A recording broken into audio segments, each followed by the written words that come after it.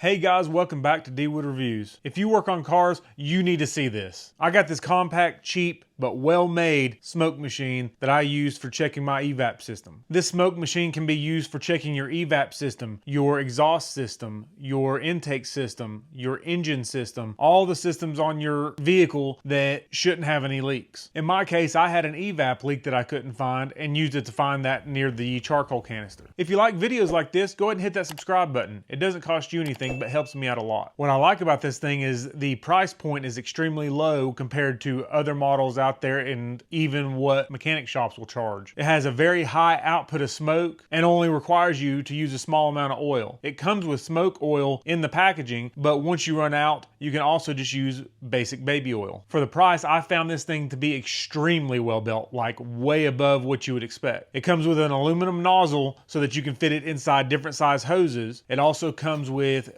basically jumper cables that hook straight to your battery so you don't have to have a separate power source, and those have a on-off switch, which I thought was really nice so that you don't have to disconnect it and connect it to the battery just to get power. One thing I really like about this tester is that it comes with its own regulator so that you can hook up any air source up to 200 psi, and this will regulate it down to 1 psi so it won't damage any of your systems in the car. As you can see here, I disconnected my evap system from the solenoid under the hood and pushed the nozzle into the hose. Air hose coming into the device here, the canister with the oil in it, and then we've got our hose here going in to the evap.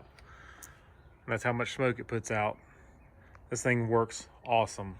From there, it pushed smoke through the system, and I found at the rear of the vehicle near the charcoal canister that I had a leak there just before it goes in. This kept throwing a check engine light code every couple days. I bought this tester for a third of the price that a mechanic shop was going to charge me just to do the smoke test. If you could use one of these, go ahead and click the link down in the description and get yourself one.